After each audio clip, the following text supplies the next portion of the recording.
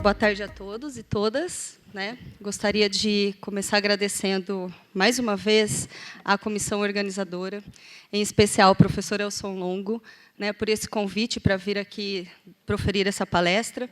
E, mais do que isso, dividir esse espaço com renomados pesquisadores, no qual eu admiro muito. Então, é, de fato, uma verdadeira honra, para mim, poder dividir esse espaço com vocês. Então, eu agradeço muito pela generosidade com a qual pensaram em meu nome.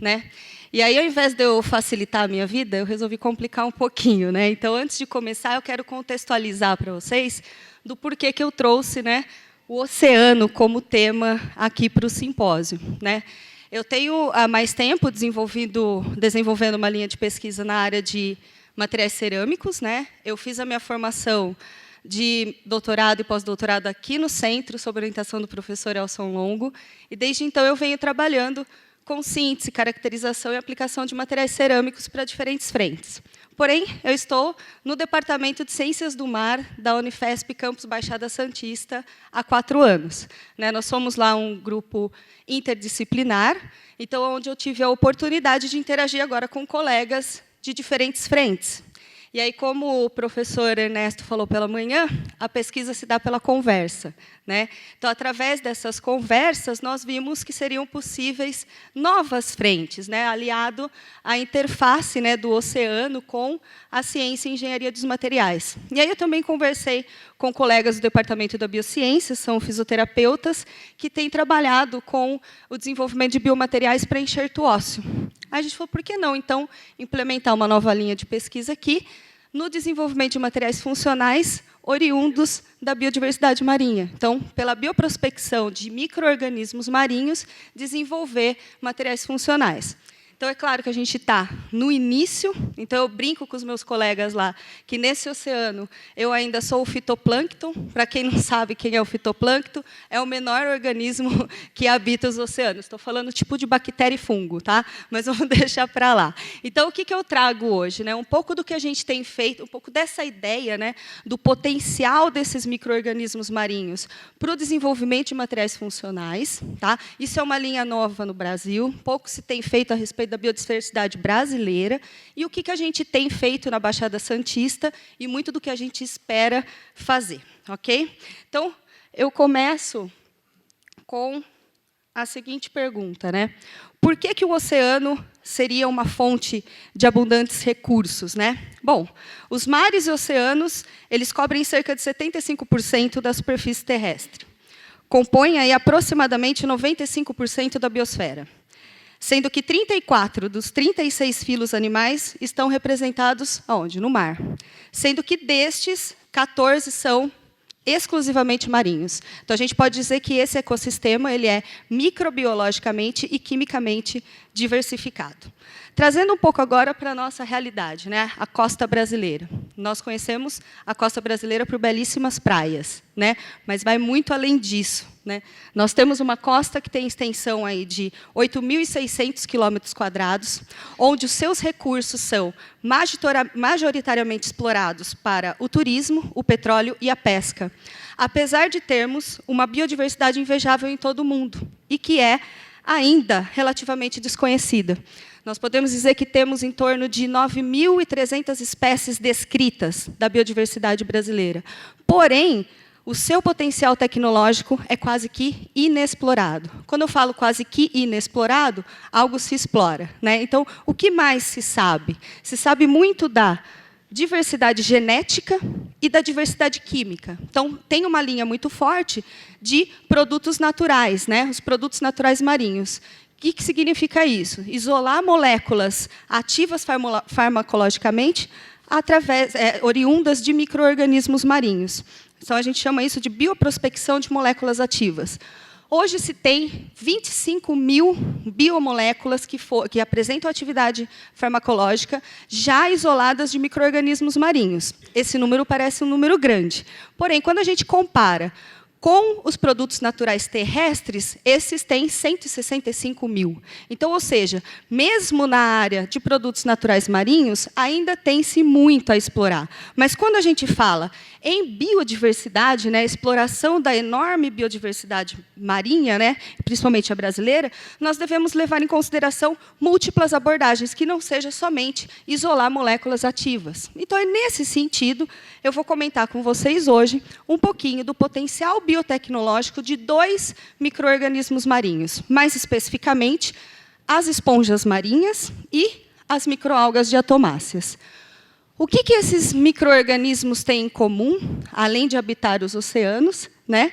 E, macroscopicamente, quando a gente olha, são completamente diferentes. Bom, esses organismos, eles sintetizam naturalmente, há bilhões de anos, né, uma estrutura de biossílica amorfa, completamente organizada e com maior eficiência e menor custo do que a gente tenta sintetizar no laboratório, né? E essa biossílica natural tem um potencial tremendo para aplicação na ciência e na engenharia de materiais. E de que forma é possível fazer isso?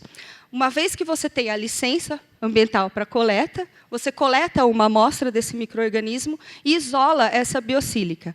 Uma vez isolada, né, essa biossílica, você pode aplicá-la diretamente para um determinado fim, ou você pode funcionalizá-la, fazer um compósito com ela, e aí você abre esse leque de possibilidades de aplicação. E aí é o que a gente chama de materiais biohíbridos, né?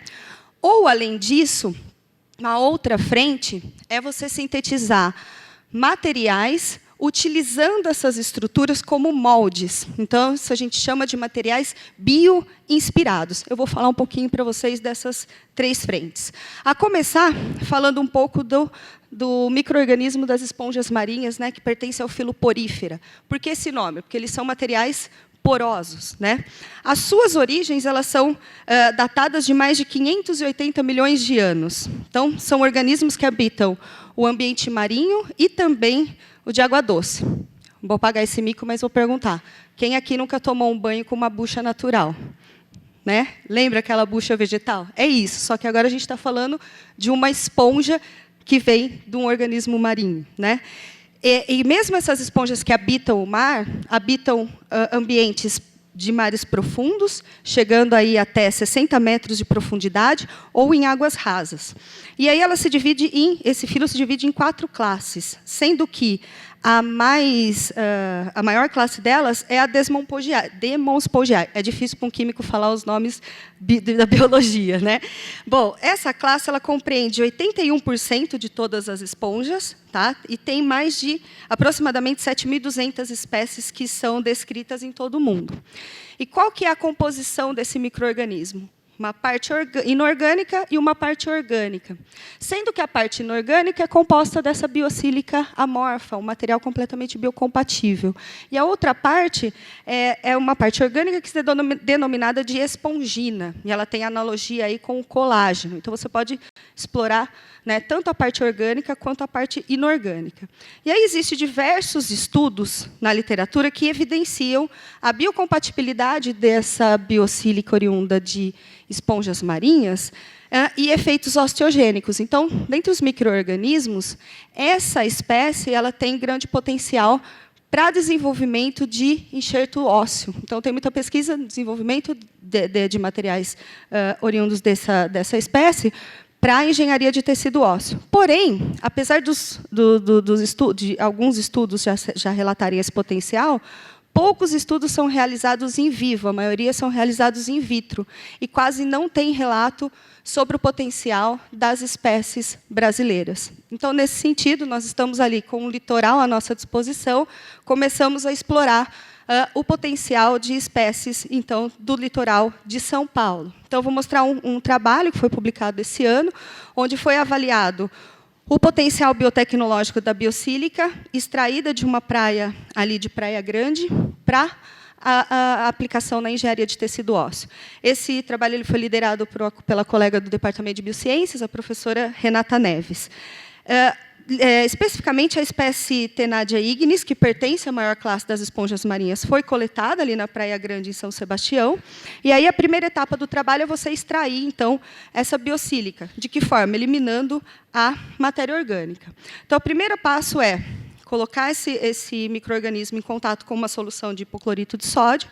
Aí você lava diversas vezes. E, para garantir que toda a matéria orgânica tenha sido removida, a gente coloca numa solução de ácido nítrico com ácido sulfúrico. Lava-se diversas vezes, e aqui a gente tem, olha, literalmente a estrutura de uma esponja, de uma bucha, né, mineral oriunda de uma espécie marinha. E aí, depois de seca, esse material ele foi liofilizado para se obter um pó de biossílica em tamanho aí de 106 a 126 micrômetros. E por que disso? Porque os estudos eles foram realizados usando um outro material com fator de comparação, que é um biovidro. Tá? Esse biovidro ele foi sintetizado e fornecido pelo IPEM, em São Paulo, e todos os testes foram feitos em comparação com esse material, porque o comportamento do biovidro para enxerto ósseo é conhecido. Então, todos os testes que foram feitos com comparação ao biovidro, que ele é chamado como se fosse um padrão ouro de comparação. Então, a gente pode ver aqui a caracterização de microscopia e de fração de raio-x desses materiais. Na imagem A, é a imagem das espículas de esponja. Essas estruturas, né, são características das esponjas marinhas, de formato alongado, parece um grãozinho de arroz, com uma uniformidade de tamanho. Agora, aqui nós temos a imagem do biovidro, onde a gente pode ver que eles são formados por grãos, já não tem tanta uniformidade. Na caracterização por difração de raio-x, nós podemos observar um comportamento amorfo, né, um padrão amorfo para ambos os materiais. No caso da biossílica, é possível observar alguns picos aqui no início de cristalização também dessa biossílica, que poderia inferir aí uma melhor propriedade mecânica, inclusive, para esse material, mas ele ainda não foi avaliado para esse fim. Aí, qual foi o primeiro teste? Se você quer implantar esse material, aplicar esse material como um enxerto para tecido ósseo, esse material não pode ser tóxico. Então, foi avaliada a citotoxicidade desse material frente às células que proliferam o crescimento ósseo, no caso, osteoblastos. E como que é feito isso? Foi feita uma colônia de células de osteoblastos, e depois essa colônia de célula foi colocada em contato, né, com os dois materiais em diferentes concentrações. E aí o método que foi utilizado foi o do Alarmar Blue, que é um corante, que em contato com células vivas sofre uma biorredução, ele passa aí do azul para um rosa. Então você avalia, né, a concentração, né, a porcentagem, desculpa, dessa biorredução. Então a gente tem aqui o controle em preto, que é a colônia de células sem a presença dos materiais, e aí a gente tem que observar que não pode diminuir, né? Senão significa que essa porcentagem de biorredução, com a presença dos materiais, não pode diminuir, porque senão significaria uma morte celular. Então, o que a gente observa? Para o primeiro e para o terceiro dia, não teve mudança estatística, né, com os dois materiais em relação ao controle. Isso significa que nenhum dos materiais é tóxico, né, não está tendo mortandade de célula. E no sexto dia, curiosamente, a gente vê que uma amostra da biossílica com concentração 0,05 apresentou uma melhora, né, um aumento nessa porcentagem de redução do Alarmar Blue. Isso significa que, além de não ser tóxico, esse material está estimulando, então, né, a proliferação celular. Então, essa é uma evidência positiva aí na viabilidade de células. Dois outros testes, são chamados de expressões RUNX2 e BMP4. Né? Na verdade, esses testes eles são reguladores de transcrição para a formação óssea. Né? Eles vão avaliar o potencial do material sobre a mineralização óssea. A formação óssea, né, do tecido ósseo acontece por um processo complexo que envolve diversas etapas. Né? Então, por isso que a gente vê aqui uma cronologia diferente. Um mostra, né, o efeito da diferenciação de célula no primeiro dia e o outro mais no sexto dia. Mas o que importa ver é que, para os dois casos, né, para os dois testes, a biossílica mostrou-se potencial, né, mostrou um potencial para a mineralização óssea. Então, esses resultados em conjunto indicam o potencial dessa biossílica extraída dessa amostra ali do litoral brasileiro para aplicação na engenharia de tecido ósseo. E, no momento, os testes em vivo estão sendo realizados. Agora eu vou falar um pouquinho para vocês sobre as microalgas diatomáceas, né? Esses micro-organismos, eles são micro-organismos unicelulares, fotossintetizantes, e data-se, né, que surgiram há mais de em torno de 200 milhões de anos atrás. E temos 100 mil espécies que são descritas no mundo. Tá? E aí esses micro-organismos também se encontram-se tanto nos oceanos, como em água doce ou em solo úmido, aquele famoso musgo, né? E o que a gente pode ver aqui pela imagem é que esses micro-organismos formam de forma natural diferentes estruturas hierárquicas nanoporosas. Tá? Então, a composição da estrutura desses micro-organismos é 95% de biossílica, que é o seu exoesqueleto, e 5% de material orgânico. Sendo que desses 5% de material orgânico, a gente fala em carboidrato, peptídeos, lipídios. A gente já conhece muito o potencial das microalgas para fim de produção de biodiesel, né? Já tem biorefinarias aí de microalgas para biodiesel. Porém, a gente pode explorar esses micro-organismos isolando as suas estruturas, né, do exoesqueleto, que é formado de sílica amorfa. Essa estrutura ela é chamada de frústula, né? É uma estrutura que exibe, aí, dependendo da espécie, uma diversidade de padrão, que estão entre a escala nano e micrométrica. Então, abre-se um potencial aí para desenvolver uma variedade de materiais, usando, inclusive, essas estruturas como moldes, né? E uma vantagem desses micro-organismos é que eles são facilmente cultivados, né? Uma vez que você tem a licença e você coleta uma amostra, você cultiva facilmente esse micro-organismo, tanto na escala de laboratório, né, ou a larga escala. Porque o que a microalga ela precisa? De água com nutrientes, CO2 e oxigênio e luz. Né? Então, é muito fácil de se cultivar. Além disso, a extração da biossílica não requer métodos sofisticados, como eu vou mostrar para vocês.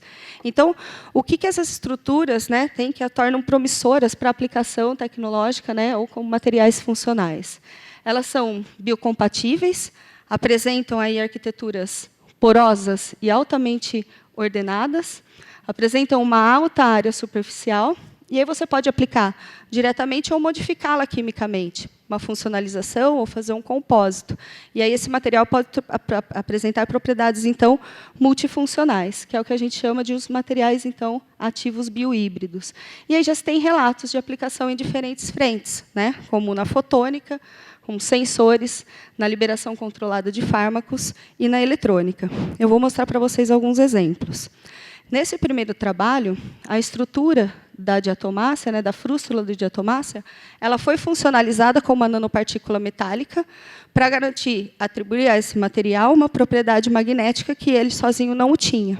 Então, a gente observa aqui, pela microscopia, né, a superfície não funcionalizada e a superfície funcionalizada com nanopartícula magnética. E aqui eu não sei se dá para ver direito, mas assim que tem um estímulo externo, vê facilmente a precipitação dessas nanopartículas. Além disso, foi funcionalizada com dopamina, né? E esse material pode ser utilizado para fins de liberação controlada de fármacos. Essa é uma das possibilidades. Outro estudo, né, já usa os autores já usaram essa estrutura como molde para fabricar um sensor à base de silício, né, que tenha a estrutura das frústulas. E de que forma que foi feito? Eles colocaram, né, essa frústula na presença de magnésio em um forno a 650 graus. Esse método é chamado de redução magnesiotérmica. Então, essa sílica na presença do magnésio forma uma estrutura de silício, né, com uma camada de óxido de magnésio na sua superfície. E aí a gente pode ver que, mesmo após esse processo, a estrutura da frústula foi mantida. E aí, a camada que estava sobre o silício de óxido de magnésio foi removida, né, com uma solução de ácido clorídrico, como a gente pode ver aqui por difração de raio-x, né? Todo o óxido de magnésio foi removido, então, tendo um material, né, com uma estrutura tridimensional porosa, formada somente por silício. E aí esse material foi, então, aplicado como sensor de gás, né, exposto ao óxido de nitroso, e mostrou uma resposta rápida, né, em concentrações em torno de 1 a 3 ppm. Esse mesmo grupo, né, fez um outro trabalho usando agora aquela estrutura de silício para precipitar eletroliticamente metais sobre a sua superfície. Então, eles depositaram prata, ouro e paládio. E depois removeram, né, essa parte de silício, com o que eles chamam de dissolução seletiva, com uma solução de hidróxido de sódio. Então, o que a gente pode observar?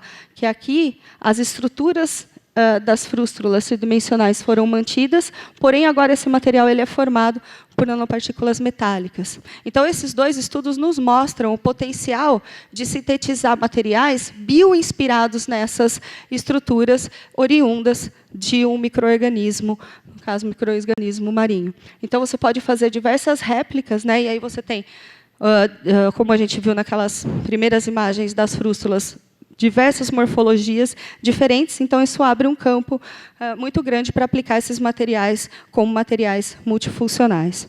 Um outro estudo, né, relacionado ao uso das biosílicas vindas de diatomáceas foi a fabricação de eletrodos para aplicação como fotoeletrodos em célula solar.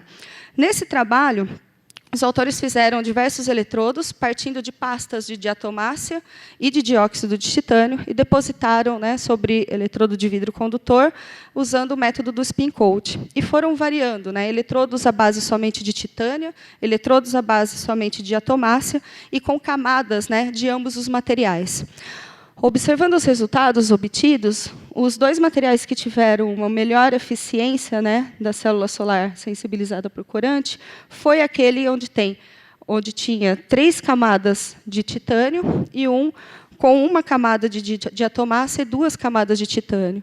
E a gente observa que, com a presença das frústulas de diatomácea, se teve um aumento aí de 38% na eficiência dessa célula solar. Então, os autores atribuem esse fato de a porosidade, né, das frústulas de diatomácea fazem com que aumente a adsorção de corante nesse eletrodo.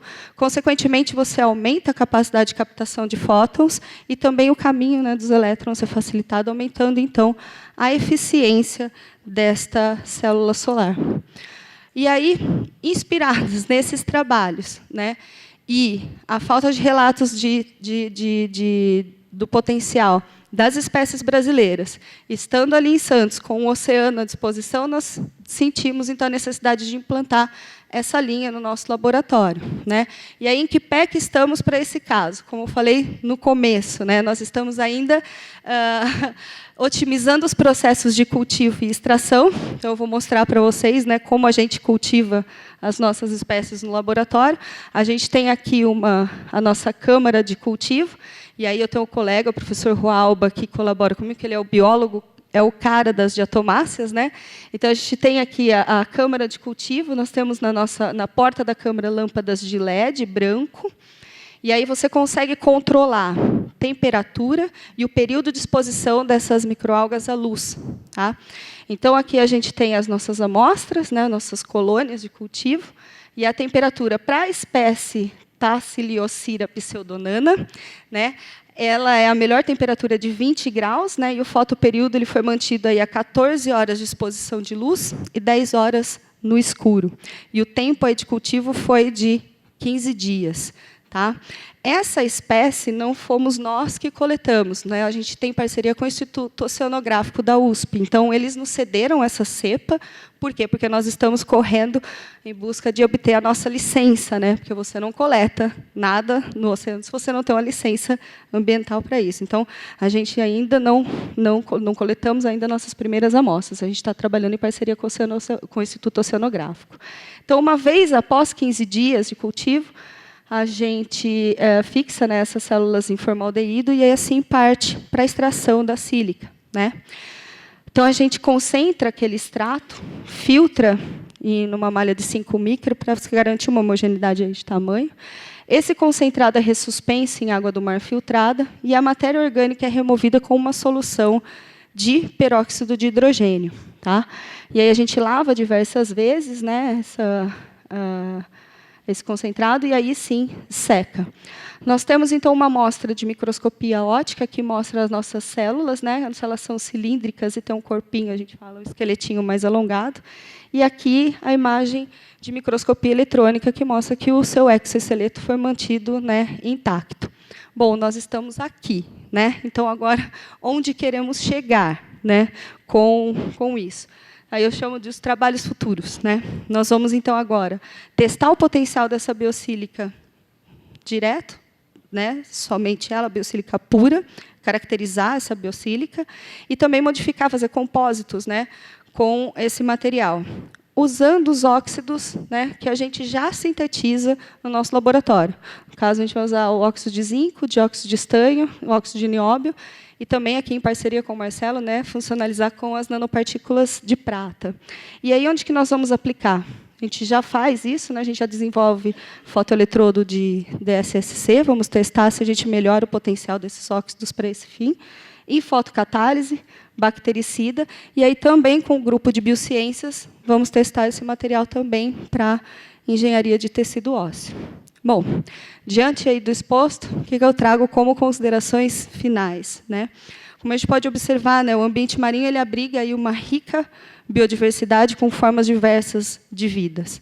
Tem aí nanoarquiteturas tridimensionais, inorgânicas e orgânicas, reprodutivas e com complexas morfologias que ainda são difíceis de alcançar com qualquer tecnologia humana.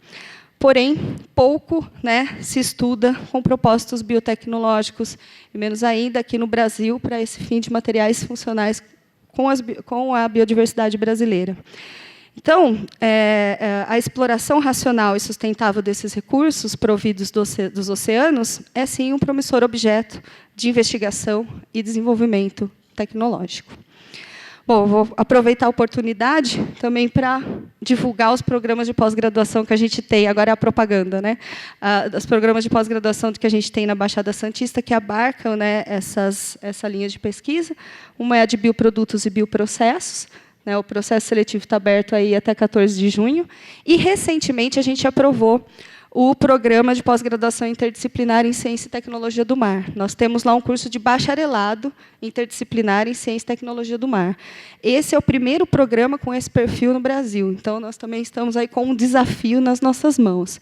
E ele é recente, nós vamos abrir a primeira turma para o próximo semestre, então a gente não tem site ainda, mas mais informações vocês podem obter no site do campus, e eu deixo meu contato, caso alguém queira mais alguma informação. Então, termino agradecendo, né, mais uma vez o convite às agências de fomento, né, que financiam as nossas pesquisas, ao CDMF, que colabora com a gente aí na caracterização desses materiais, e a todos pela atenção.